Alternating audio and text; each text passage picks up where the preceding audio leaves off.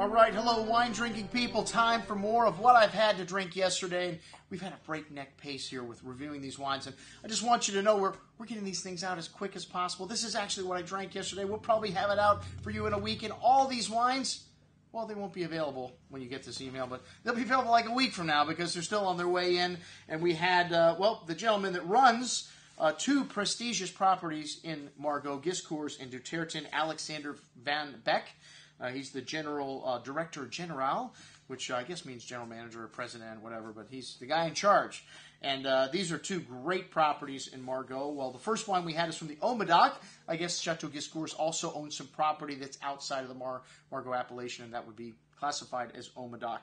So the 2009 vintage of Les Hauts de Giscours, Les Hauts de Giscours. Hey, I failed French class in high school and college, so we're going to have a few people correcting my pronunciation after watching this. Anyways, this is a blend of 65% Cabernet, 35% Merlot from 60 hectares that, like I said, are outside of the Margaux appellation, so that's Haut. A good amount of 2009, a really lovely ripe forward vintage, good amount of currant and dark plum-like fruit on the nose, fresh earth, coffee notes, fine herbs, really nice complexity here. Haut presenting the best value coming out of Bordeaux today, in my opinion. Smooth berry fruit on the tongue with nice concentration and balance. This wine has got lovely fruit, but very good freshness as well. Very balanced, some earthy and spicy notes on the finish. A very good wine at $37.50. The Les Serines de Giscours 2009 is the second wine of Giscours. So this Haut de Giscours is not considered a second wine. But this wine is a blend of 60% Cabernet Sauvignon, 35% Merlot, and 5% Cabernet Franc. They've been making this wine since 1995 when the new regime took over the people that bought this. And it's a cuvee of some of the young vines. It's not all young vines, just some of the vats that don't quite fit into the first wine as well. So a good amount of toasty oak spice in this wine. The 2009, again, with currant and cherry fruits, toffee, espresso notes, lovely complexity on the nose here for a second wine. And, I've always said the best values in Bordeaux are second wines of great properties and great vintages. Smooth and polished on the palate with lovely tannins here, really ripe and round, and drinking nicely right now for such a young wine. But this wine's got the structure to last a decade. It's a second wine, and really lovely succulent ripe fruit in this, a hallmark of this 2009 vintage. Excellent juice. $37.50, is that right? Same price? I'm going to go for the second wine of Giscours every time. I have to double check and see if I got that right. Les Serines de Giscours 05, an older vintage of this wine. This wine's 55% Cab, 45% Merlot, and they change the blend every year. That's one of the reasons, they have all those different varietals out there in the vineyard. Some years the Merlot does better, some years the Cab does better. This wine's got a lovely spice, tobacco, fresh earth, currant, and cherry fruit. Some nice evolution showing here, which it should. It's 2005 vintage, 7-8 years old now. Some cocoa notes there as well. Very fresh and bright wine on the palate. Red currant and plum-like fruit, tobacco spice, earthy tones, fine herbs, really smooth. Has some nice freshness on the end. This 2005 vintage, a soon-to-be legendary vintage in Bordeaux. All right, 2006, Chateau Giscours. This is a vintage that, it's a good vintage, not a great vintage in Bordeaux, but this is a great producer. You can find some of the best wines to drink in vintages like 06 and 04. And, they weren't very successful selling these wines on Premier. That's why they still have them at $126. Man, I don't know how we're going to sell these wines. So really expensive. We're going to have to talk to Florin about pricing on these. Blend of 60% Cabernet, 35% Merlot, 5% Petit Verdot, a good amount of herbs and fresh earth to that currant and plum fruit on the nose, spiced tobacco, a fresh earth again, and really nicely evolution here. This 2006 vintage, drinking, I don't want to say at or near its peak, but possibly at or near its peak right now. A good amount of fruit still left here, some tannins still evident, a little bit dry in the finish, that tobacco, spice, and nuance from the nose showing through on the finish. An excellent bottle of wine. The 2004 Giscours up next.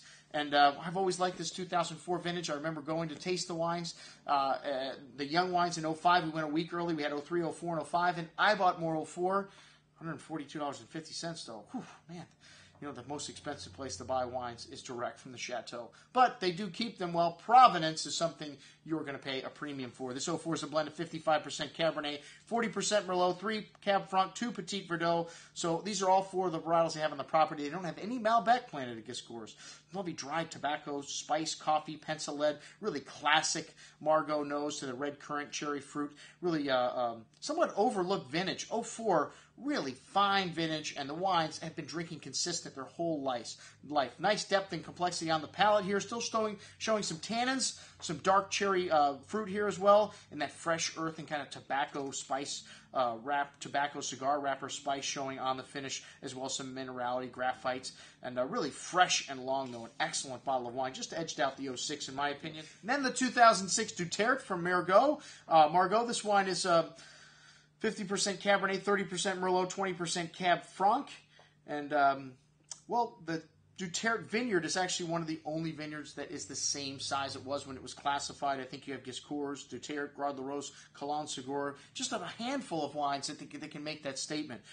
So classic bouquet here, fresh earth, gravelly minerality, dried tobacco spice, some black olive notes, plum and cherry fruit, smooth and round on the palate. This 2006 vintage drinking really nicely. Nice balance to this wine. Short but lovely nuance in the finish. Coffee and tobacco spice, an excellent bottle of Du Tertre, $82.50. All right, well then, looks like Alexander's wife is the general manager of Aubailly. So we had some wines from Pessac, Léognan. This is kind of a real insider wine. You know, for many years, this wine sold at the same price as the first gross, so considered one of the great growths of the Haut-Medoc of Pessac Léognan. And only 30 hectares, so this is, they only make red wine here. This is a very small production here. This wine's a blend of 60% Cabernet Sauvignon, 35% Merlot, and 5% Cabernet Franc. Really lovely coffee and light gravelly notes to the nose here. This 2007 vintage, though, very light, very forward, very drinkable. A nice savory style of Pessac. Some tobacco and spice notes on the finish. A very good wine at $37.50, but drink it up sooner rather than later. The 2004 Al Bataille. This is a classic vintage. Like I said, I really like this wine, this vintage.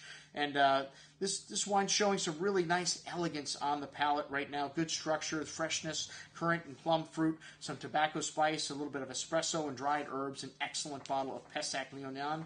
And then the 99. That's right, they still have 99 at the Chateau. This wine is 60 Cabernet, 30 Merlot, 10% Old Vine blend, because they have this plot that is kind of a right in front of the winery that's really old vines, and it's all mishmashed, so they kind of do a field blend with that, even though they pick the varietals separately. It's got Malbec, Cabernet Franc, Petit Verdot in there. This wine's got nice evolution on the nose, some gravelly, minerally notes to the currant and plum-like fruit, a slight kind of medicinal Band-Aid note, maybe a little Brett in this wine. Not off-putting, but just a little added benefit, I think, if you like that kind of thing, a little funk in your wine. Very elegant and fine on the tongue, drinking really smooth. The tannins almost fully resolved in this. These 99s, very drinkable right now. A really nice vintage to drink at the moment, and excellent little bottle of wine. That's what I had to drink with Alexander Van Beck. I'm your host, Andrew Lamposoni, signing off for the Wine Watch, saying remember, always drink the good stuff first.